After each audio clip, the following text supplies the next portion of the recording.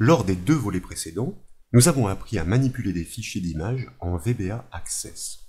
Nous sommes parvenus à récolter leurs propriétés et à leur infliger des redimensionnements à la volée. Ici, nous allons voir qu'il est aussi possible de les faire pivoter en leur soumettant des angles de rotation à respecter. Pour poursuivre les travaux, nous avons tout d'abord besoin de récupérer la base de données de la visionneuse d'images au dernier indice. Et bien sûr, elle est proposée au téléchargement depuis le site bombache.fr.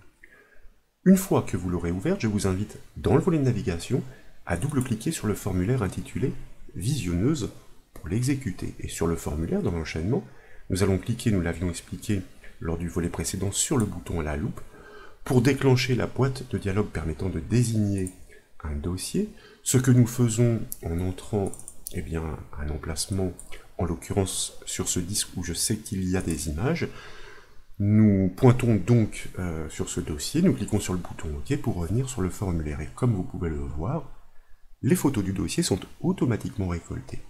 La première s'affiche en gros au centre de la visionneuse.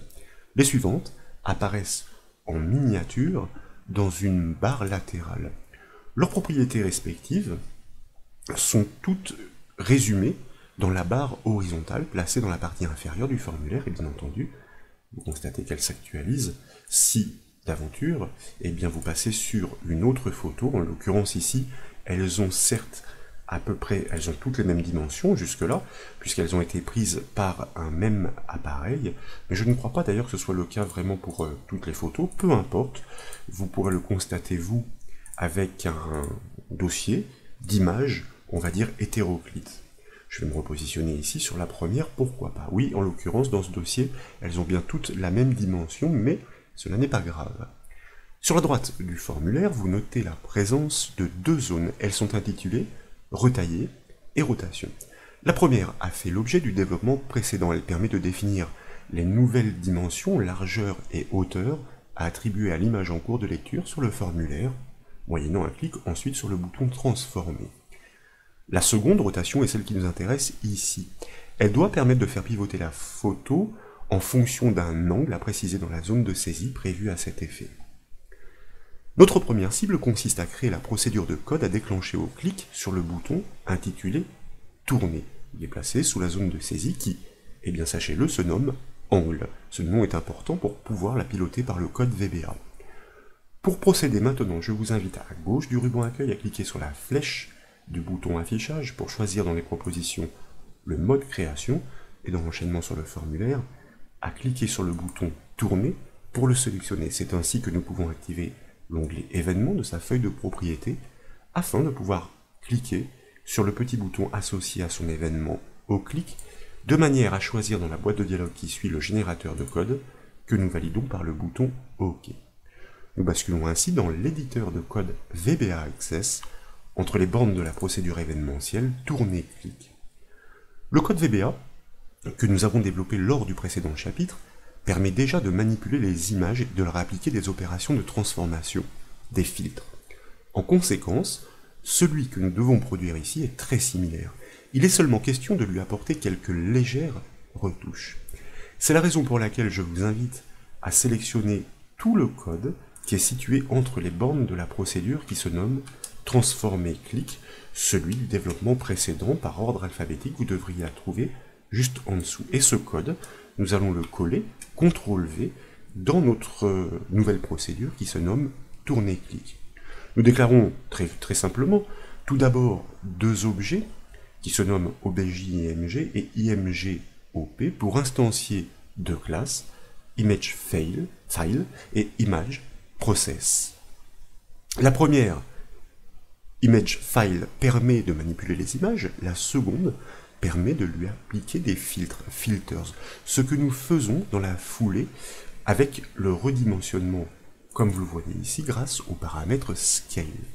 Mais ici, ce filtre n'est plus d'actualité. Nous devons remplacer ces trois lignes, celle-ci, pour opérer une rotation. C'est la raison pour laquelle, je vous propose tout d'abord de remplacer ce paramètre Scale par un paramètre qui ne s'invente pas et qui se nomme Rotate Flip, pour indiquer que nous souhaitons engager une opération de rotation.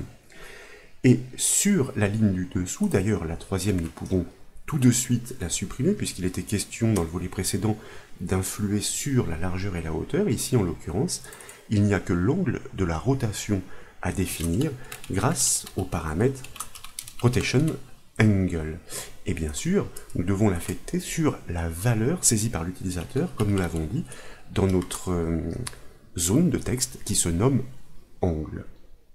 Pour résumer, donc c'est le paramètre rotate flip de la méthode filter info qui indique la nature de la transformation. Et c'est ainsi, grâce à l'argument rotation angle de la collection properties de notre second objet, que nous définissons l'angle de la rotation sur la valeur saisie par l'utilisateur dans la zone de texte prévue à cet effet. Les lignes qui suivent ne changent pas. Nous chargeons tout d'abord l'image à transformer grâce à la méthode loadFile en rappelant son chemin d'accès complet. Nous lui appliquons ensuite la transformation, la rotation ici grâce à la méthode apply.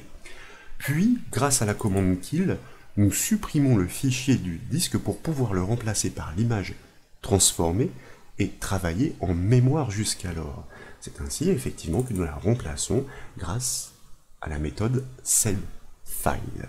Cette dernière ligne ici, voyez-vous, n'est plus du tout d'actualité. D'ailleurs, elle ne l'était pas non plus dans le précédent volet, puisqu'en l'occurrence ici, elle concerne le redimensionnement, et nous sommes dans une phase de transformation qui consiste à faire pivoter les images. Donc nous pouvons la supprimer.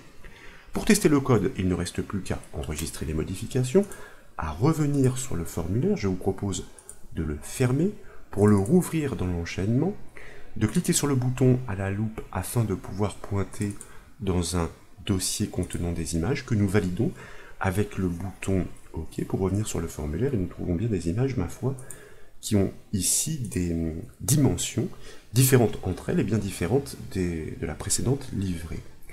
Ensuite, eh bien, nous pouvons réaliser un test, pourquoi pas sur la première, pour la retourner, donc avec un angle de 180 degrés que nous appliquons en cliquant sur le bouton tourner. Vous remarquez que le formulaire est aussitôt rechargé par l'appel de la procédure démarrage et que la transformation a bien eu lieu sur la première photo. Il en serait de même si d'aventure, alors je m'aperçois ici que de nombreuses images sont identiques. Bon, ce n'est pas très grave, je vais agir pourquoi pas sur la première d'entre elles. Alors j'ai un petit souci ici. Alors c'est sans doute pas très grave, c'est que l'image, à mon avis, n'existe plus. Nous pourrions effectivement incliner l'image différemment, c'est-à-dire à la verticale avec une rotation de 90 degrés. Nous cliquons sur le bouton tourner. Vous constatez que le formulaire est aussitôt rechargé et que la transformation, la rotation a bien pris effet sur l'image et que ces modifications ont bien été enregistrées sur le disque.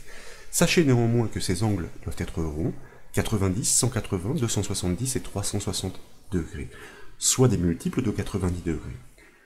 Voilà donc pour cette nouvelle astuce VBA Access consistant à faire pivoter des images par le code. J'espère qu'elle vous a plu. Si c'est le cas, comme toujours, je compte sur vous pour mettre un petit j'aime à la vidéo. Et comme vous le savez, vous pouvez retrouver toutes les astuces et formations sur le site brombache.fr.